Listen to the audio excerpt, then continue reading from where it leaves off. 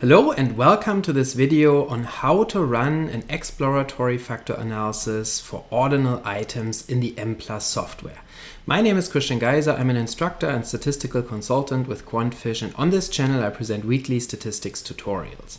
I usually talk about multivariate methods including path analysis, factor analysis, structural equation modeling, multi-level analysis and latent class modeling. If this is something that interests you, then please subscribe to this channel. Also check out the description for additional resources, including courses that I offer through QuantFish.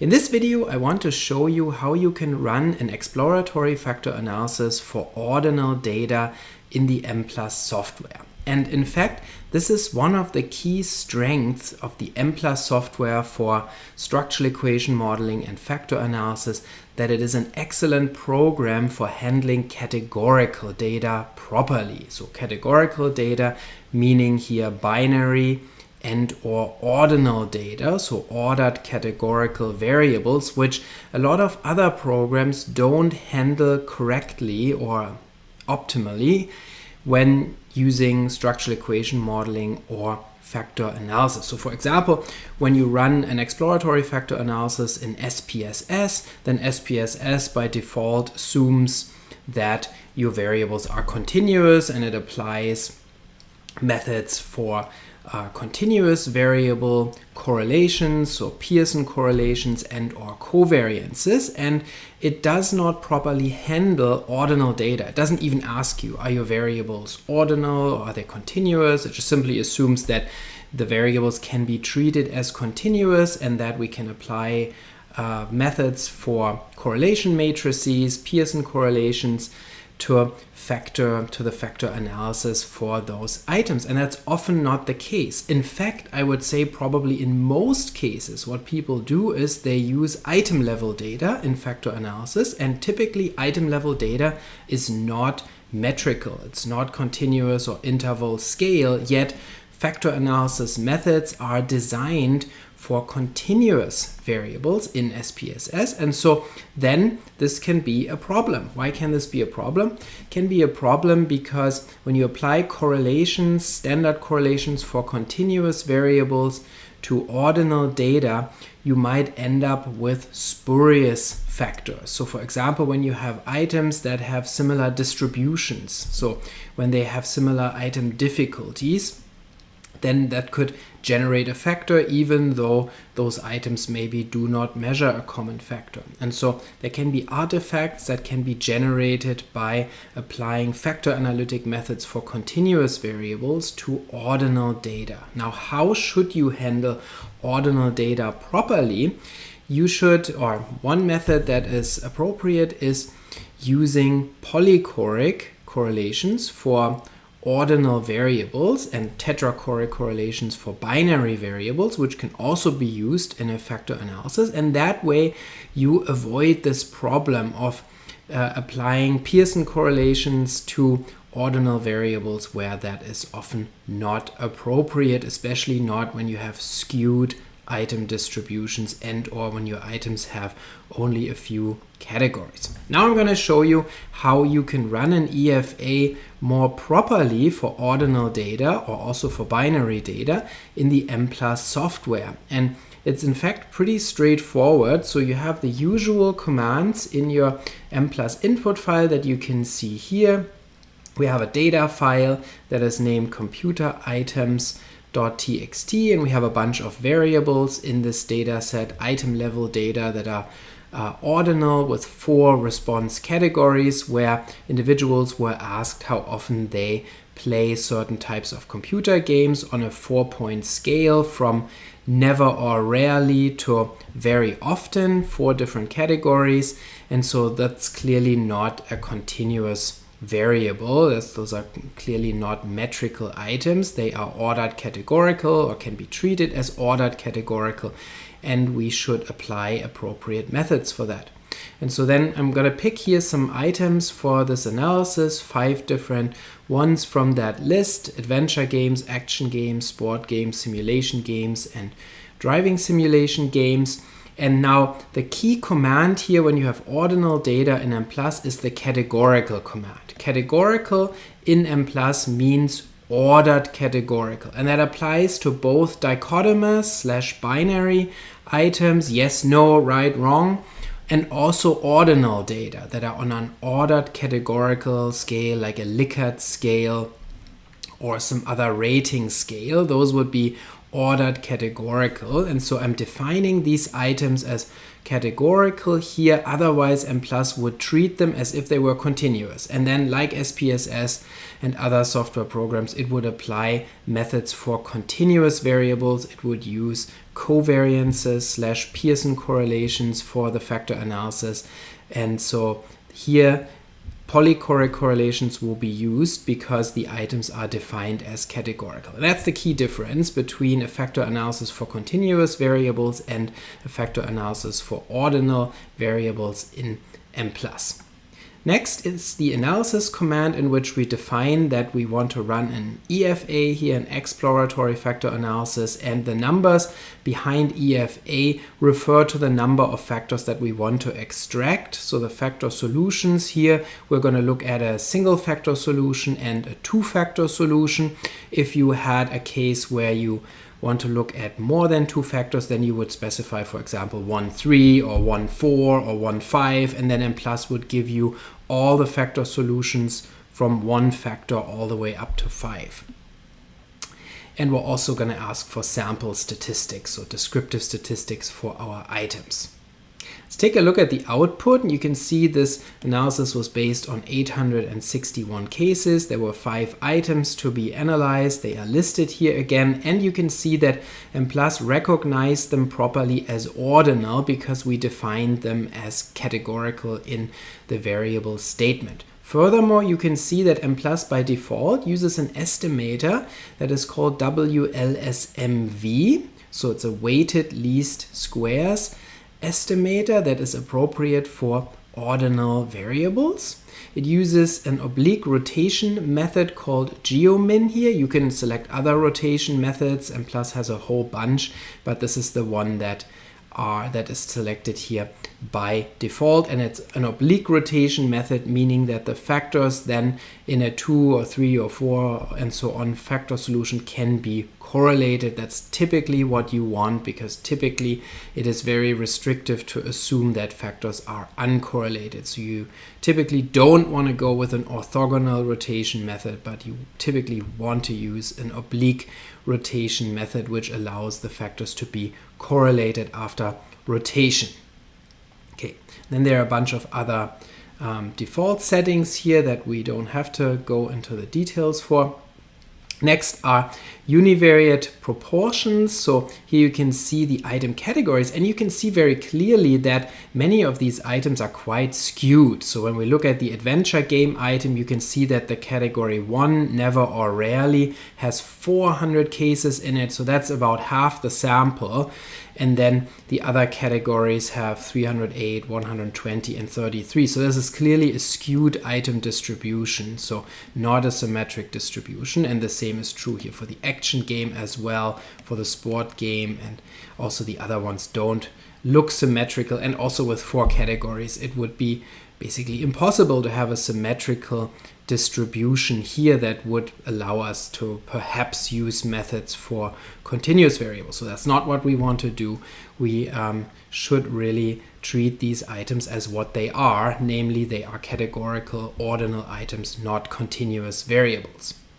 Next are so-called threshold parameters that Mplus estimates for ordinal data. Those are typically not of great interest in exploratory factor analysis. And then below that is the polychoric correlation matrix. Now, Mplus doesn't tell you that this is a special type of correlation matrix, but it is true whenever you have variables defined as categorical in Mplus, and when they are ordinal, then the correlation matrix that is produced as part of the sample statistics SAMSTAT output is a polychoric correlation matrix. And that's good to know, because maybe in some cases you would be interested in simply generating and looking at such a matrix for ordinal variables. And so then you can generate it in that way in Mplus by defining variables as categorical and requesting SAMSTAT. You can see that those items are all substantially correlated here, substantially positively correlated between 0.372 and 0.618. Now, if you had dichotomous items, which you could also use in a factor analysis in Mplus, then this matrix would be the matrix of tetrachoric correlations for binary variables. Next is model fit information, and so you can see we get a chi-square test of model fit here for the one-factor solution, and then below that for the two-factor solution. You can see the chi-square for the one-factor solution is quite large relative to its degrees of freedom, 46 with 5 degrees of freedom, and a highly significant, very small p-value that indicates that a one-factor model is rejected. So more than one factor is needed here. The two-factor solution does not have to be rejected at an alpha level of 0.05. So if we set the significance level to 0.05 for the chi-square test of model fit, then a two-factor solution wouldn't have to be rejected because the p-value is greater than 0.05 at 0.07 here. There's also a significant difference in a chi-square difference test between the one-factor and the two-factor model. Now, it is questionable whether this test is appropriate because it is about models with different numbers of factors, and so that comes with some complications of the chi-square difference test. However, it's probably approximately meaningful, meaning it shows us that one-factor solution clearly fits worse than a two-factor solution, or we could say a two-factor solution fits significantly better than a one-factor solution, as indicated by the very small p-value here of this chi-square difference test. Next are the eigenvalues for the exploratory factor analysis, and then you get model fit information. Again, the same chi-square that we've already seen for the one-factor solution, and then additional fit statistics including RMSEA, which is also quite high here. CFI and TLI look okay in terms of the common benchmarks that are used for these. Also, the SRMR actually looks pretty okay at 0.049. So I guess a one-factor solution is not so terrible here, especially since our sample size is 800. So the chi-square has a lot of power to reject this model, but we're going to take a look at both solutions here. So you can see that the factor loadings in a one-factor solution here are relatively strong. So that's reflecting the pretty strong polychoric correlations across all items that we saw above. When we go back here, we can see again that those were all pretty substantial. And so when we extract a single factor out of that, then that factor already captures a lot of the variance. And as a result, we have substantial loadings even in a single factor solution here, with the highest loading being found for the action game item. And then there are residual variance estimates as well as standard errors for the loadings, and then also standard errors for the residual variances, which you may or may not care about. There's also Z statistics for the loadings, so the estimate divided by the standard error for those loadings, that gives a Z statistic. So you can also test those loadings for significance if you care. And then next is the two-factor solution. Again, we get the fit statistics first. Now for the two-factor solution, again, we see that the chi-square value for the two-factor solution is not significant, indicating that this solution is not rejected. The RMSEA also here looks better. CFI, TLI look even better than for the one-factor solution, and the SRMR also is even lower. Then we can take a look at the rotated loadings in our two-factor solution. And so you can see that this solution actually is maybe not as clear-cut as the one-factor solution. So you can see the first factor is primarily defined by the adventure game item, which has a strong loading on the first factor and has a zero loading on the second factor. So the first factor then is primarily an adventure factor, and so the other loadings are not so great on this factor. The action game item here has a loading of only 0.385 and simulation has a loading of 0.287. Those two actually load higher on the second factor. So perhaps it is a better idea to go with a single factor solution here, because the two-factor solution doesn't make a ton of sense. It is a mix, so to say, between simulation and sports and action games, and the first factor really has only one variable that clearly defines it, so not a great solution in this case. The factor correlation is also pretty strong between those two factors, 0.645. Now again, notice that the first factor is not really a factor because it has only one variable, so not really a common factor in the sense of factor analysis. And also this factor is strongly correlated with the second factor at 0.645, so there's a lot of overlap between those two. So perhaps this would be an argument to go with a one-factor solution here of computer game preference.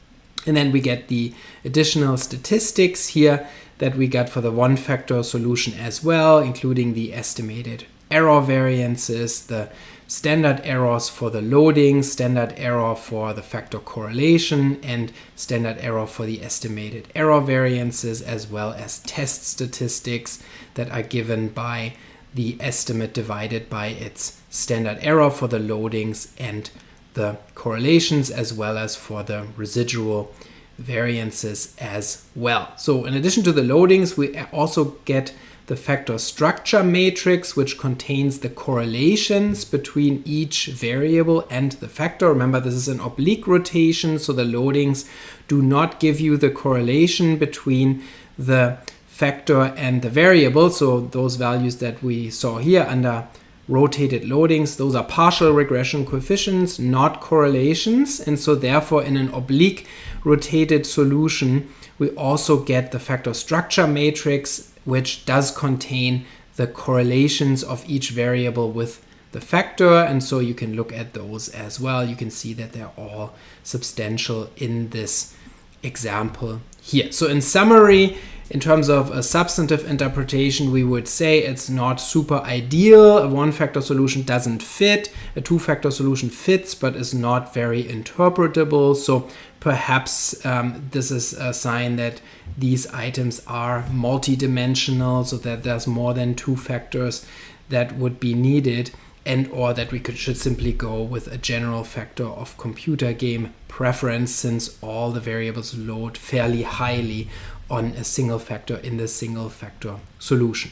I hope you found this video useful to learn about how to conduct an exploratory factor analysis for binary and ordinal variables in the Mplus software. If you did, then please subscribe to this channel and don't forget to check out the description for additional resources, and I'll see you next time.